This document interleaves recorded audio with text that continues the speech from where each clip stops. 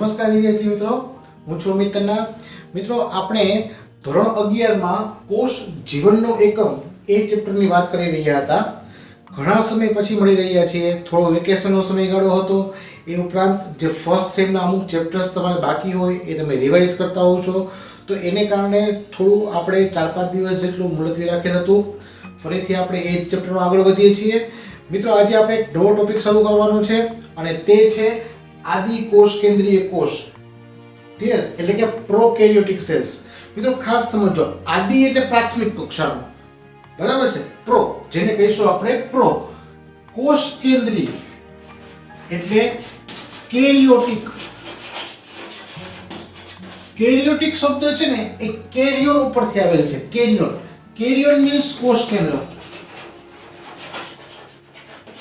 બરાબર છે? કેરિયોન એટલે કોષ કેન્દ્ર, તેના ઉપરથી ઉતરી આવેલો શબ્દ એટલે કોષ કેન્દ્રી। તો એવા કોષ કે જેની અંદર જે કોષ કેન્દ્ર છે તે પ્રાથમિક કક્ષાનું છે તેને કહીશું આપણે આદિ કોષ કેન્દ્રીય કોષ, ક્લિયર? ફરીથી વ્યાખ્યા યાદ રાખી લેજો। એવા કોષો કે જેમની અંદર કોષ કેન્દ્ર પ્રાથમિક કક્ષાનું હોય તો તેને આદિ કોષ કેન્દ્રીય કોષ કહેવાય। તો મિત્રો, આપણે પહેલા એ સમજવું પડે કે પ્રાથમિક કક્ષાનું કોષ કેન્દ્ર એટલે શું, ક્લિયર? તો સૌથી પહેલા તેમનામાં જે આનુવંશિક દ્રવ્ય છે તેની વાત કરવી પડે, તેના કોષ કેન્દ્રમાં જે બારે કોષ કેન્દ્ર પટલ છે કે નહીં એની વાત કરવી પડે। એ દરેકે દરેક મુદ્દાઓ આજે આપણે સમજવાના છે, પરંતુ સૌપ્રથમ આપણે તેના ઉદાહરણથી શરૂઆત કરીએ। મિત્રો, ઉદાહરણમાં જોઈએ તો બધા જ બેક્ટેરિયા એટલે કે જીવાણુઓ, એ ઉપરાંત નીલહરિત લીલ અને માઇકોપ્લાઝ્મા। મિત્રો, આ જે માઇકોપ્લાઝ્મા છે એને આપણે પીપીએલઓ પણ કહી શકીએ, એટલા માટે કારણ કે પીપીએલઓ નું ફૂલ ફોર્મ જોઈએ તો પ્લુરો ન્યુમોનિયા લાઇક ઓર્ગેનિઝમ। મિત્રો, શબ્દ ખાસ સમજજો, પ્લુરો, પ્લુરો ન્યુમોનિયા લાઇક ઓર્ગેનિઝમ એટલે કે પીપીએલઓ। એનો મતલબ કે જ્યારે 1930 ની આસપાસની જે સાલ હતી તે સમયે વૈજ્ઞાનિકો જેમણે પીપીએલઓ એટલે કે પ્લુરો ન્યુમોનિયા જેવા અથવા તો તેના સાઈઝના જે ઓર્ગેનિઝમ્સ હતા તેમને પીપીએલઓ કહ્યા। પરંતુ જેમ જેમ સમય પસાર થયો તેમ તેમ વૈજ્ઞાનિકોએ શોધખોળને અંતે માઇકોપ્લાઝ્મા જીનસમાં એ બધા જ ઓર્ગેનિઝમને મૂક્યા। એટલે અહીં માઇકોપ્લાઝ્મા કહો કે પીપીએલઓ કહો, બંને એક થશે। પરંતુ ઘણી વખત એવું પણ પ્રશ્ન પૂછાય છે, સૌથી નાનામાં નાનો કોષ કયો? આપણે ઓલરેડી ભણી ગયા છે, સૌથી નાનામાં નાનો કોષ એટલે પીપીએલઓ, માઇકોપ્લાઝ્મા, અને સૌથી મોટામાં મોટો કોષ યાદ કરો, આપણે એની પણ વાત કરેલ છે, શાહમૃગનો અંડકોષ, બરાબર છે? તો સૌથી નાનામાં નાનો કોષ માઇકોપ્લાઝ્મા અથવા પીપીએલઓ કહી શકો, જ્યારે સૌથી મોટામાં મોટો કોષ એટલે શાહમૃગનું ઈંડું અથવા તો તેનો અંડકોષ પણ લખી શકાય, ક્લિયર? આગળ વાત કરીએ તો આ જે દરેકે દરેક બેક્ટેરિયા કે નીલહરિત લીલ કે માઇકોપ્લાઝ્મા છે એના લક્ષણોની વાત કરતા જઈએ, એટલે કે આદિ કોષ કેન્દ્રીય કોષના લક્ષણોની વાત કરીએ તો સૌથી પહેલું લક્ષણ સાઈઝમાં, કદમાં નાના હોય। બીજી વાત, કદમાં અને આકારમાં ઉપરાંત કાર્યમાં પણ ઘણી વખતે ભિન્નતા જોવા મળતી હોય। મિત્રો, ખાસ સમજવો જેવો મુદ્દો છે। તો કદમાં અને આકારમાં જે ભિન્નતા જોવા મળે છે એ ઉપરાંત ખાસ યાદ રાખવાનું, તેમનામાં ઝડપી વિભાજન થાય, એટલે કે સુકોષ કેન્દ્રીય કોષની સાપેક્ષે ઝડપી વિભાજન થશે। ઉદાહરણ જોઈએ તો જે આપણે છીએ, મનુષ્ય છે, એ મનુષ્યનો કોષ જે છે તેમાં વિભાજન થઈ અને 2 કોષ બનશે તો તેને 24 કલાકનો સમય લાગશે। મિત્રો, વિકલ્પ માટે બહુ અગત્યનો મુદ્દો યાદ રાખી લેજો, મનુષ્યના એક કોષમાં સંપૂર્ણ કોષ વિભાજન થતા 24 કલાકનો સમય લાગે, જ્યારે ઈ કોલાઈ બેક્ટેરિયા છે એ પ્રકારના બેક્ટેરિયા કે જેમાં કોષ વિભાજન માત્ર 20 મિનિટમાં થશે, એટલે કે 20 મિનિટમાં નવી પેઢી આવી જશે, ક્લિયર? તો આ 20 મિનિટમાં નવી પેઢી આવે છે જે કોષ વિભાજનનો સમયગાળો દર્શાવે છે, એટલે કે એકમાંથી 2 કોષ બનતા માત્ર 20 મિનિટ થાય। એટલે એમ કહી શકાય કે ઝડપી વિભાજન છે સુકોષ કેન્દ્રીય સજીવોમાં જે કોષમાં વિભાજન થાય એના કરતા આદિ કોષ કેન્દ્રીય કોષોમાં વિભાજન ઝડપી હોય। આગળ વધીએ એ પહેલા આકારમાં જે ભિન્નતા છે એની વાત કરવાની થાય। એમાં ઉદાહરણ તરીકે તમે બેક્ટેરિયાને બહુ ઇઝીલી યાદ રાખી શકો, કારણ કે આપણે ઓલરેડી એક વખત વાત કરેલી છે, છતાં આ ટોપિકમાં સમજવું જરૂરી છે કે બેક્ટેરિયા છે તેને આકારની દ્રષ્ટિએ 4 મુખ્ય પ્રકારોમાં વહેંચી શકાય. ગોળ હોય તો ગોલાણુ, દંડ જેવા આકારના હોય તો દંડાણુ થશે. એ ઉપરાંત કોમા શેપના અલ્પવિરામ આકારના હોય તો વક્રાણુ અથવા તો વિબ્રિયો કહીશું, અને સર્પોલી આકારના અથવા તો સર્પ જેવા આકારના હશે તો તેને શું કહીશું આપણે? સર્પાણુ. ક્લિયર? એટલે કે ગોલાણુ, દંડાણુ, વક્રાણુ અને સર્પાણુ જે તમે ઇમેજમાં પણ જોઈ શકો છો. તો આ જે છે તે ચોક્કસ પ્રકારના બેક્ટેરિયાના આકાર છે. એ ઉપરાંત એમાં પણ થોડીક વિવિધતા જોવા મળે. દાખલા તરીકે ગોલાણુ એક ગોલાણુ પણ હોઈ શકે, ઉપરાંત દ્વિગોલાણુ બે જોડીમાં રહેતા હોય, ગ્રુપમાં રહેતા હોય તો ગુચ્છ ગોલાણુ કહેવાય, જેને સ્ટેફાઇલોકોકસ પણ કહી શકીએ. એ ઉપરાંત આખી ચેઇન ફોર્મમાં હોય તો તેને સ્ટ્રેપ્ટોકોકસ પણ કહેવાય. એ ઉપરાંત દંડાણુનો પ્રકાર જોવા મળે, વિબ્રિયો જે વક્રાણુ છે. એ ઉપરાંત સર્પાણુ સ્પાઇરિલિયમ. તો આ જે પ્રકારો છે તે તેના આકારને અનુસાર ભિન્નતા દર્શાવે છે. લક્ષણોમાં આગળ વાત કરતા જઈએ તો સમાન મૂળભૂત સંગઠન ધરાવે છે. એટલે કે આદિકોષ કેન્દ્રીય કોષો છે તેમનામાં આકાર, કદ અને કાર્યમાં ભિન્નતા હોવા છતાં તેમનામાં જે મૂળભૂત સંગઠન છે, મૂળભૂત રચનાકીય આયોજન છે એ સમાન પ્રકારનું હોય. કઈ રીતે? પહેલી વાત કરીએ કોષ કેન્દ્રની. તો સૌપ્રથમ કોષ કેન્દ્રમાં જે ડીએનએ છે, જે આનુવંશિક દ્રવ્ય છે, તેની ફરતે કોષ કેન્દ્ર પટલ જોવા મળતું નથી. મિત્રો ખાસ યાદ રાખજો. શું કામ આદિ કોષ કેન્દ્રીય કોષ કહ્યો? કારણ કે તેમાં કોષ કેન્દ્ર પટલ ગેરહાજર હોય.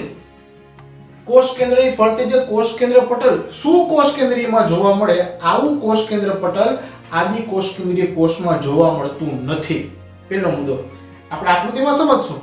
બીજો મુદ્દો જોઈ લઈએ કે અનાવૃત આનુવંશિક ડીએનએ હોય, એનો મતલબ કે કોષ કેન્દ્ર પટલ નથી તો ડીએનએ ની ફરતે કોઈ આવરણ નથી એમ કહેવાય.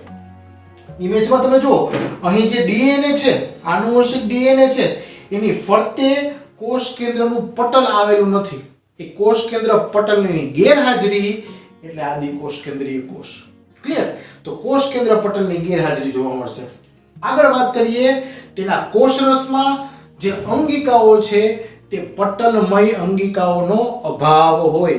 શું કોષ કેન્દ્રીય કોષમાં જે અંગિકાઓ છે એ પટલમય હોય, જ્યારે આદિ કોષ કેન્દ્રીય કોષમાં પટલમય અંગિકા જોવા મળે નહીં. તેમાં શું જોવા મળશે? પટલ વિહીન અંગિકાઓ. એમાં ખાસ બે યાદ રાખવાની, એક તો રિબોઝોમ અને મેસોઝોમ. રિબોઝોમ છે એ આદિ કોષ કેન્દ્રીય કોષ ને સુકોષ કેન્દ્રીય કોષ બેમાં જોવા મળે. મેસોઝોમ છે એ આદિ કોષ કેન્દ્રીય કોષની લાક્ષણિકતા છે. મિત્રો ખાસ વિકલ્પમાં પૂછાયેલો પ્રશ્ન છે. મેસોઝોમ છે એ આદિ કોષ કેન્દ્રીય કોષમાં જોવા મળતી લાક્ષણિકતા છે જે કોષરસ પટલનું આવશ્યક અંતર્વલન દર્શાવે. એટલે કે તેમાં ચોક્કસ પ્રકારે અંદરના ભાગે વલયાકાર રીતે વળેલું હોય છે. એટલે કહીશું આપણે તેને અંતર્વલન. આકૃતિમાં સમજશું. ક્લિયર? ટૂંકમાં જે પટલ વય અંગિકાઓ છે એનો અભાવ હોય, જે પટલ વિહીન અંગિકાઓ છે તેમાં રિબોઝોમ અને મેસોઝોમ ખાસ યાદ રાખશું. તે પૈકી મેસોઝોમ છે તે આ પ્રોકેરિયોટિક સેલ્સની ખાસિયત છે, એવું યાદ રાખવું. ક્લિયર? ઓકે, આગળ વાત કરીએ, આકૃતિ સમજતા જઈએ તો અહીં એક આદિ કોષ કેન્દ્રીય કોષની લાક્ષણિક આકૃતિ આપેલ છે. લાક્ષણિક આકૃતિ એટલે મોટા ભાગના બધા લક્ષણોનો સમાવેશ કરેલ છે. ક્લિયર? બેક્ટેરિયાની વાત કરીએ તો જે બેક્ટેરિયા છે તેના ફરતે 3 પ્રકારની દિવાલ આવેલી હોય, 3 પ્રકારના સ્તર આવેલા હોય એમ કહી શકીએ. જે સૌથી અંદરનું સ્તર છે તેને કહીશું, જે અહીં ઓરેન્જ રંગનું દર્શાવેલ છે તેને કહીશું આપણે કોષરસ સ્તર. આ કોષ, બરાબર, આ સ્તર છે તે કોષરસ સ્તર છે. બરાબર છે? જે અંદરના તરલ પદાર્થ એટલે કે કોષરસને આવરીને રહેલું છે. ક્લિયર? તેની ફરતે કોષ દિવાલ રહેલી હોય, જે અહીં તમને બ્લુ રંગથી દર્શાવેલ છે. બરાબર છે? અંદર કેસરી રંગ છે, જે નારંગી રંગની રચના છે તે કોષરસ સ્તર અથવા કોષરસ પટલ કહી શકાય. તેની ફરતે રહેલી રચના એટલે કે કોષ દિવાલ. બરાબર? અને તેની ફરતે જે બહારના ભાગે યલો કલરનું કવર દર્શાવેલ છે તે છે કેપ્સ્યુલ, જે કાર્બોદિતનું બનેલું હોય છે, જે અમુક બેક્ટેરિયામાં સ્પેસિફિક રચના છે. જે બેક્ટેરિયા છે તેની ફરતે આ રહેલું આવરણ છે બેક્ટેરિયાને એક ચોક્કસ રક્ષણાત્મક ચિકાસવાળું આવરણ બક્ષે છે. ક્લિયર? જેને કારણે તે ભક્ષકોથી બચી શકતા હોય. તો આ મુખ્ય 3 સ્તર યાદ રાખવાના થાય. એ ઉપરાંત અંદરના ભાગે એટલે કે જે કોષરસ છે તેમાં આપણે વાત કરી કે 2 પ્રકારની અંગિકાઓ રહેલી હોય, એક મેસોઝોમ અને રિબોઝોમ. તો અહીં જે ગ્રીન કલરના ડોટ્સ દર્શાવેલ છે એ રિબોઝોમ છે. એ ઉપરાંત આપણે હમણાં જ વાત કરી કે આવશ્યક અંતર્વલન કોનું? કોષરસ સ્તરનું. તો આ ઓરેન્જની જે લાઈન છે તેનું અંતર્વલન થયું છે એટલે શું થયું? મેસોઝોમ. ક્લિયર? ટૂંકમાં 2 પટલ વિહીન અંગિકાઓની વાત આપણે અહીં કહી. વધારામાં વાત કરી હતી આપણે કોષ કેન્દ્રની. તો જે કોષ કેન્દ્ર છે તે પટલ વિહીન હોય. પટલ વિહીન એટલે શું છે? તો તેને કહીશું આપણે ન્યુક્લિયોઇડ. મિત્રો ખાસ યાદ રાખજો, આનુવંશિક ડીએનએ તો અહીં જે દર્શાવેલ છે પિંક રંગથી ગૂંચળામય રહેલું છે. ક્લિયર? આ જે પિંક રંગનું ડીએનએ છે, જે આનુવંશિક ડીએનએ છે, તેને વલયાકાર ડીએનએ પણ કહી શકાય અને તેને એકલ રંગસૂત્ર પણ કહી શકાય. કારણ કે એ એકલું એવું છે કે જે આખે આખું કોષ છે તેની બધી જ ક્રિયાઓનું નિયમન કરે છે. દરેકે દરેક ઘટનાઓનું સંચાલન તેના દ્વારા થાય છે. ક્લિયર? એટલે કોષ કેન્દ્ર કહો તો એ પણ એ જ કહેવાય, પરંતુ એવું કોષ કેન્દ્ર કે જેની ફરતે પટલ નથી, આવરણ નથી, કોષ કેન્દ્ર પટલનો અભાવ છે, એવું કોષ કેન્દ્ર એટલે કે ન્યુક્લિયોઇડ. એ પોતે આનુવંશિક દ્રવ્ય જ છે. ક્લિયર? પરંતુ ખાસ યાદ રાખવા જેવો મુદ્દો છે મિત્રો કે અહીં જે બેક્ટેરિયા છે તેની અંદર એક વધારાનું ડીએનએ પણ રહેલું હોય, જેને કહીશું આપણે પ્લાઝમિક ડીએનએ. બરાબર છે? આ જે પ્લાઝમિક ડીએનએ છે તે વલયાકાર જેવું જ હોય, ગોળાકારે રહેલું છે, પરંતુ તેની બહુ અગત્યની ખાસિયત છે, તે ચોક્કસ જનીનવાળા ઘટકોનું બનેલું છે જે બેક્ટેરિયાના બાહ્ય સ્વરૂપીય લક્ષણ માટે જવાબદાર છે. મિત્રો બહુ અગત્યનો મુદ્દો યાદ રાખવા જેવો, હમણાં જ કહ્યું મેં, બાહ્ય સ્વરૂપીય લક્ષણ માટે જવાબદાર એટલે શું? તો કે બેક્ટેરિયાને અમુક ચોક્કસ લક્ષણો આપશે. દાખલા તરીકે પહેલો મુદ્દો સમજીએ કે કોઈ બેક્ટેરિયા છે એ શરીરમાં ઇન્ફેક્શન લગાવે તો શરીર એની સામે ફાઇટ તો આપશે જ, પરંતુ વધારામાં આપણે એન્ટીબાયોટિક દવાઓ લેતા હોઈએ છીએ. આ એન્ટીબાયોટિક દવાઓ બેક્ટેરિયાને મારવાનું કામ કરે, પરંતુ ઘણી વખત એવું બને છે કે અમુક બેક્ટેરિયા અમુક એન્ટીબાયોટિક ડ્રગ્સ પ્રત્યે સેન્સિટિવ હોતા જ નથી, એટલે કે એ દવાઓથી મરતા નથી. ક્લિયર? શું કામ? તો કે એ બેક્ટેરિયા પાસે રહેલું પ્લાઝમિડ ડીએનએ એ બેક્ટેરિયાને એવી લાક્ષણિકતા આપે છે કે એ એન્ટીબાયોટિક એટલે કે જે પ્રતિજૈવિક દ્રવ્યો છે એનો રિસ્પોન્સ એવી રીતે આપે, એનો પ્રતિરોધ કરે કે જેને કારણે ડ્રગ્સથી મરી શકે નહીં. ક્લિયર? તો આ એની લાક્ષણિકતા આપવાનું કાર્ય કોણે કર્યું? પ્લાઝમિક ડીએનએ. આવી સ્પેશિયલ લાક્ષણિકતા આનુવંશિક ડીએનએ આપતું નથી. મિત્રો ખાસ સમજો, આનુવંશિક ડીએનએ આવી કોઈ સ્પેશિયલ લાક્ષણિકતા નથી આપતું, પરંતુ જે પ્લાઝમિક ડીએનએ છે તે તેને આવી એન્ટીબાયોટિકથી બચવા માટે રક્ષણાત્મક ઘટક પૂરું પાડતું હોય છે. ક્લિયર? એ બંનેની ડિટેલને યાદ રાખવા માટે અહીં તમને ચાર્ટ સ્વરૂપે દર્શાવેલ છે કે બેક્ટેરિયામાં જે આનુવંશિક દ્રવ્ય છે 2 પ્રકારે જોવા મળે, એક રેગ્યુલર આનુવંશિક ડીએનએ અને બીજું જે પ્લાઝમિક ડીએનએ છે તે. રેગ્યુલર આનુવંશિક ડીએનએ સામાન્ય લક્ષણો પૂરા પાડશે, જૈવિક ક્રિયાઓનું સંચાલન કરશે, નિયમન કરશે, પરંતુ જે પ્લાઝમિક ડીએનએ છે તે બાહ્ય સ્વરૂપીય લક્ષણો આપે છે. મિત્રો આ ખાસ યાદ રાખજો, વિકલ્પમાં પૂછી શકાય કે બાહ્ય સ્વરૂપીય લક્ષણ માટે જવાબદાર ઘટક કયો? તો શું આવશે? પ્લાઝમિક ડીએનએ. ઉદાહરણ 2 સમજીએ. પહેલું ઉદાહરણ વાત કરીએ આપણે, પ્રતિજૈવિક દ્રવ્યો સામે પ્રતિરોધ કરે. પ્રતિજૈવિક દ્રવ્ય એટલે એન્ટીબાયોટિક દવાઓ, એનો પ્રતિરોધ કરવાની ક્ષમતા આવી ગઈ. બીજી ખાસ વાત, બેક્ટેરિયલ રૂપાંતરણ. મિત્રો 12th માં આનો આખો પ્રયોગ આવશે, પરંતુ ટૂંકમાં સમજીએ. બેક્ટેરિયલ રૂપાંતરણ એટલે શું? કે બેક્ટેરિયામાં કંઈક એવો ફેરફાર કરવો જે મનુષ્યને ફાયદો કરે. દાખલા તરીકે મનુષ્યમાં કોઈ એક જનીન એવું છે કે જેને આપણે ફટાફટ બેવડાવવું છે, ડબલ કરવું છે, પરંતુ મનુષ્યમાં કોષ વિભાજનનો સમયગાળો હમણાં કહ્યો 24 કલાક. તો મનુષ્યમાં જે જનીન છે એ 24 કલાકે ડબલ થાય. આપણે ઝડપથી કરવું હોય તો સિમ્પલ વસ્તુ છે.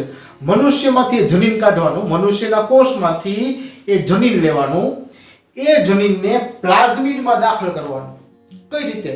તો કે જે પ્લાઝમિડ હોય છે ને એ પ્લાઝમિડ પર અમુક જનીનના ટુકડાઓ રહેલા હોય અલગ અલગ, બરાબર છે.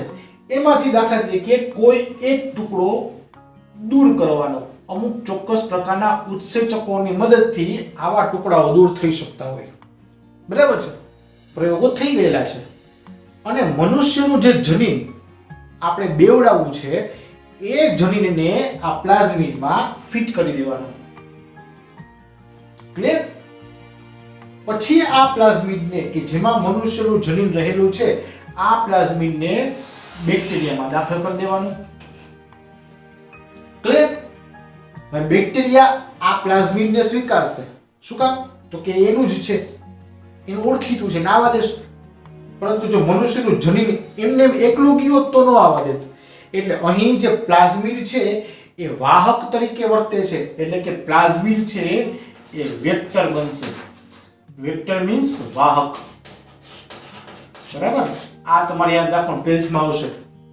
એટલે પ્લાઝમિડ વાહક તરીકે વર્તે છે અને એ વાહક જ્યારે મનુષ્યનું જનીન લઈ અને બેક્ટેરિયામાં દાખલ થશે તો બેક્ટેરિયા એ પ્લાઝમિડને સ્વીકારશે. બેક્ટેરિયામાં હમણાં જ વાત કરી ઝડપથી વિભાજનની ક્રિયા થાય, બરાબર છે. ઇકોલાઈ બેક્ટેરિયા હોય તો 20 મિનિટમાં ડબલ થઈ જશે. તો 20 મિનિટમાં આપણું પ્લાઝમિડ છે ડબલ થશે એટલે મનુષ્યનું જનીન પણ ડબલ થઈ ગયું.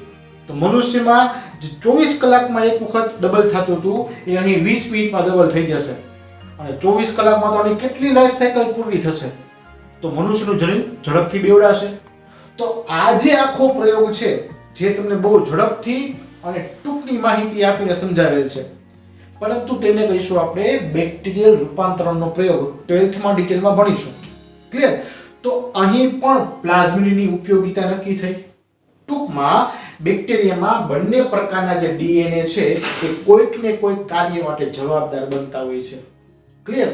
અને એ ઉપરાંત ખાસ મુદ્દો યાદ રાખવાનો, જે અંગિકા ખાસ અંતર્વલન વાળી કોષરસ પટલનું અંતર્વલન થાય અને જે આવશ્યક અંગિકા છે તે મેસોઝોમ છે, એ પણ મુદ્દો તમારે ખાસ યાદ રાખવાનો થાય. ક્લિયર? તો અહીં આપણે આદિ કોષ કેન્દ્રીય કોષના સામાન્ય લક્ષણોની વાત કરી. એ ઉપરાંત બાકીના ઘટકો જોઈ લઈએ તો આપણે 3 વાત કરી કે બહાર કેપ્સ્યુલ, ત્યારબાદ કોષ દિવાલ, અંદર કોષરસ સ્તર, તરલ પદાર્થ કોષરસ, 2 અંગિકાઓની વાત કરી, રિબોઝોમ મેસોઝોમ, 2 ડીએનએ ની વાત કરી, આનુવંશિક દ્રવ્યો અને પ્લાઝમિડ, બરાબર છે. વધારામાં આ રચના તમે જોવો છો એ છે ફ્લેજેલા એટલે કે કશા. બેક્ટેરિયામાં કશા અને પક્ષમો હાજર હોય જે તેને હલનચલન અને પ્રચલનમાં મદદ કરતા હોય. ક્લિયર? આ બાકીની બધી માહિતી આપણે આગળના લેક્ચરમાં અભ્યાસ કરીશું. હવે આજના પ્રશ્નો લખી લઈએ. તો આદિ કોષ કેન્દ્રિત કોષની સામાન્ય લાક્ષણિકતાઓ જણાવો. મિત્રો અહીં આકૃતિ બહુ અગત્યની ખરી, બરાબર છે. સહેલી પણ છે, તમે આરામથી દોરી પણ શકશો. ક્લિયર? તો આજ પૂરતું એટલું રાખીએ છીએ. નેક્સ્ટ લેક્ચરમાં આગળ વધીશું. આશા રાખું કે બધું સમજાઈ ગયું હશે. કાંઈ પણ મુદ્દો ન સમજાણો હોય તો તમે મને ગમે ત્યારે પૂછી શકો છો. તમારા બીજા મિત્રોને પણ વિડીયોઝ ફોરવર્ડ કરજો જેને કારણે એમને પણ ફાયદો થાય. ક્લિયર? તો આજે એટલું રાખીએ. વાંચતા રહેજો, તૈયારી કરજો. જય હિન્દ.